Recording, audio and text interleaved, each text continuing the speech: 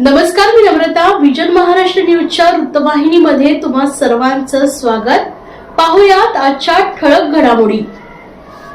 धर्मवीर आनंद दिघे यांनी सुरू केलेल्या टेंभी नाका येथील भव्य दुर्गेश्वरी नवरात्र उत्सवाला विसर्जन मिरवणुकीने अत्यंत जल्लोषात सांगता झाली. गेल्या अनेक वर्षांप्रमाणे श्री जय अंबेमा सार्वजनिक धर्मादाय विश्वस्त संस्था आणि शिवसेनेचे मुख्य नेते तसेच राज्याचे उपमुख्यमंत्री एकनाथ शिंदे यांच्या मार्गदर्शनाखाली हा उत्सव भव्य स्वरूपात पार पडला. 22 सप्टेंबर रोजी देवीची प्राणप्रतिष्ठा करण्यात आली होती. त्यानंतर सलग 10 ते 11 दिवस विविध धार्मिक, सांस्कृतिक व सामाजिक कार्यक्रमांची रेलचेल ठाणेकरांनी अनुभवली. नवसाला पावणारी आणि भक्तांच्या हाकेला धावणारी अंबा दुर्गेश्वरी या उत्सवाचं मुख्य आकर्षण ठरली. दसऱ्याच्या दिवशी झालेल्या विसर्जन मिरवणुकीत पारंपरिक ढोल ताशांचे गजर, आदिवासी नृत्य पथकांचे सादरीकरण, देवी देवतांचे वेश परिधान करून नृत्य करणारे कलाकार तसेच स्वसंरक्षणाचे प्रात्यक्षिक यामुळे संपूर्ण परिसर दुमदुमून गेला. धर्मवीर आनंद दिघे यांच्या तसबिरीचा रथ देखील आकर्षणाचा केंद्रबिंदू ठरला. या मिरवणुकीला महाराष्ट्र राज्याचे उपमुख्यमंत्री एकनाथ शिंदे स्वतः उपस्थित होते. त्यांनी देवीच्या चरणी नतमस्तक होऊन भाविकांना दसऱ्याच्या शुभेच्छा दिल्यात. त्यांच्यासोबत खासदार नरेश म्हस्के, शहरप्रमुख हेमंत पवार, माजी नगरसेवक सुधीर कोकाटे, महिला जिल्हा संघटिका मीनाक्षी शिंदे, माजी नगरसेविका पूजा वाघ, माजी परिवहन समिती सभापती विलास जोशी, विभाग प्रमुख कमलेश चव्हाण आदी मान्यवरांसह हजारो नागरिक आणि शिवसेना कार्यकर्ते सहभागी झाले होते. जय भवानी जय अंबेच्या गजरांनी आसमंत दुमदुमून गेला होता. रात्री उशिरा देवीच्या मूर्तीचे ठाण्यातील मासुंदा तलावात विसर्जन करण्यात आले.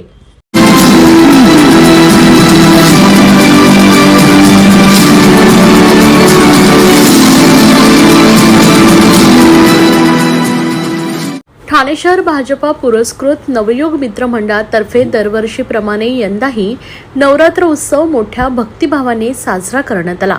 ठाणे महानगरपालिका प्रभाग क्रमांक 4च्या माजी नगरसेविका तथा नवयुग मित्र मंडळाच्या कार्याध्यक्षा स्नेहा आमरे, मंडळाचे संस्थापक रमेश आमरे व मंडळाचे सरचिटणीस डॉक्टर सागर आमरे यांच्या नियोजनाखाली मंडळाचे संस्थापक रमेश आमरे आणि कुटुंबियांनी 9 दिवस देवीची पूजा अर्चा करून विविध धार्मिक आणि सांस्कृतिक कार्यक्रमांचं आयोजन केलं होतं.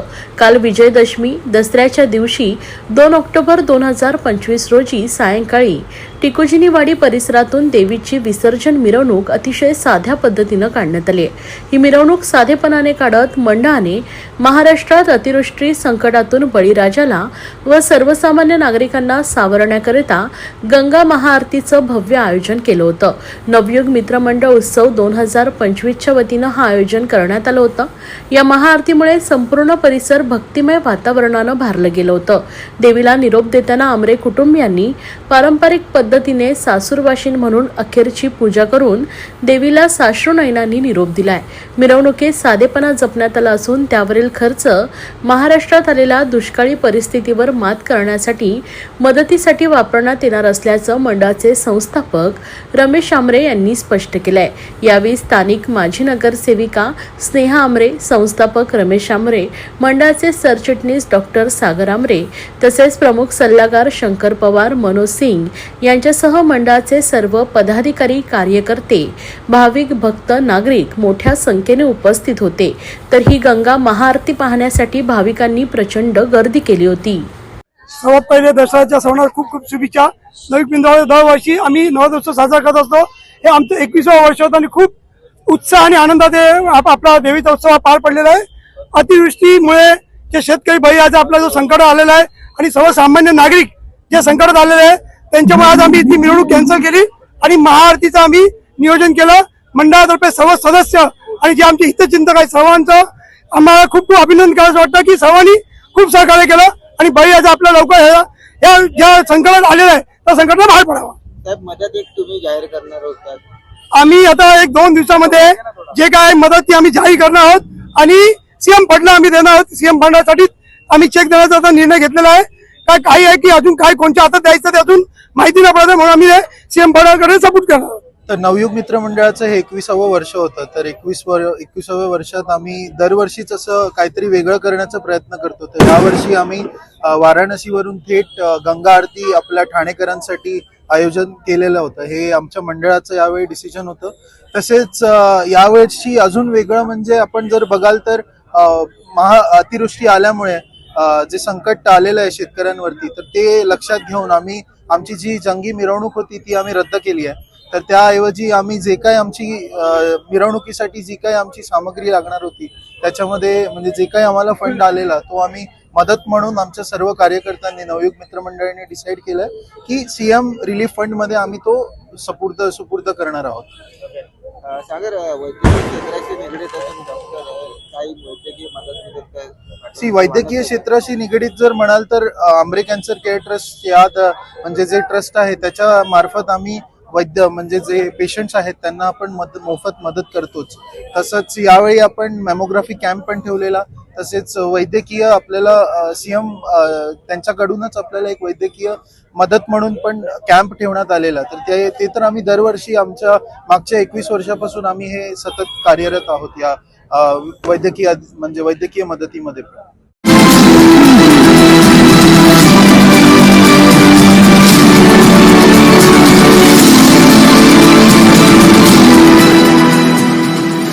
ठाणे शहरात गरबा आणि दांडियासाठी रसिकांचं आकर्षणाचं केंद्रबिंदू ठरणारा संकल्प प्रतिष्ठानचा आपला दांडिया संकल्प दांडिया उत्सव यंदाही दणक्यात साजरा झालाय. 11व्या दिवशी देखील रसिकांची उत्स्फूर्त गर्दी अनुभवायला मिळाली. लहानांपासून ते वृद्धांपर्यंत सर्व वयोगटातील नागरिकांनी रंगीबेरंगी पारंपरिक पोशाखात सजून दांडियाचा मनमुराद आनंद लुटलाय. संपूर्ण महाराष्ट्रात प्रसिद्ध असलेल्या संकल्प प्रतिष्ठानच्या या गरबा दांडिया महोत्सवाला वर्षानुवर्ष मिळणारा लोकांचा भरभरून प्रतिसाद यंदाही दिसून आलाय. या उपक्रमाचं आयोजन माजी आमदार व शिवसेना उपनेते रवींद्र फाटक यांच्या पुढाकाराने करण्यात आले होते.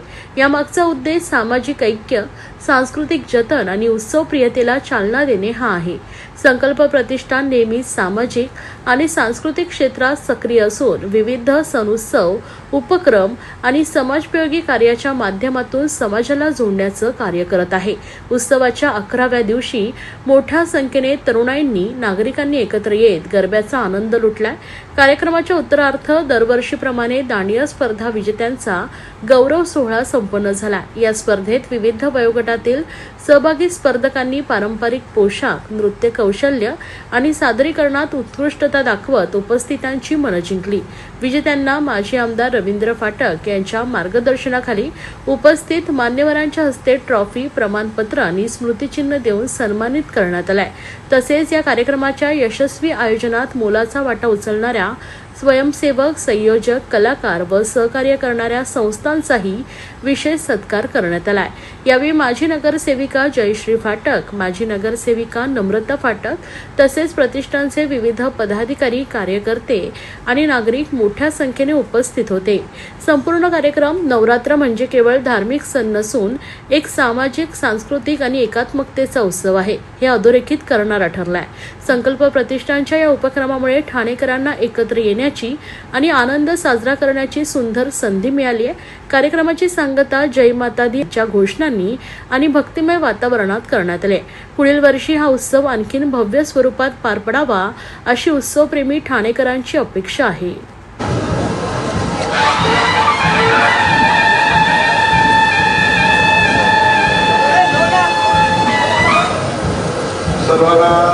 लास्ट है, लास्ट इतना ही है.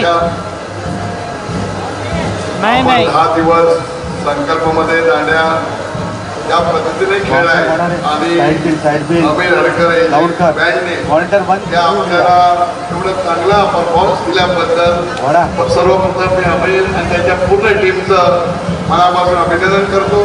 खरोखर सुंदर त्यांनी यावर्षी कार्यक्रम केला.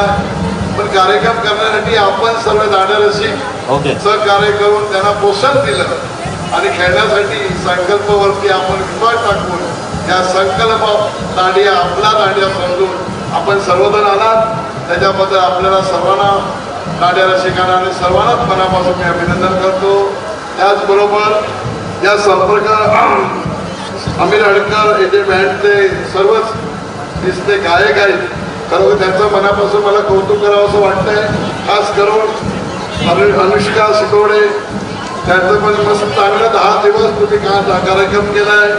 सपना हेमान, अबोली गोळे, प्रणव देहरकर, अविनाश कबाडी, हर्षद ठक्कर, हे 5 गायक, आपले 6 गायक, 5 गायक ना, 6 गायक, या लोकांनी खरोखरच चांगला परफॉर्मन्स केल्यामुळे आम्ही सगळं ठाण्याच्या जनतेने आणि तुम्हाला महाराष्ट्राच्या जनतेने चांगला प्रतिसाद दिला आणि संकल्प महाराष्ट्रात 1 नंबरला चाललेला आहे असं मला वाटतं. त्याचं कौतुक आपल्या सगळ्या बँडला आणि तुम्हाला देत आहे. त्याचबरोबर आमचा अँकर RJ अमित हा आपल्या मंडळाचा सदस्य आहे. त्याच्यामुळे मी त्याचं कौतुक किती करावं या संकल्पमध्ये तो आज महाराष्ट्रात देशात जगात काम करतोय.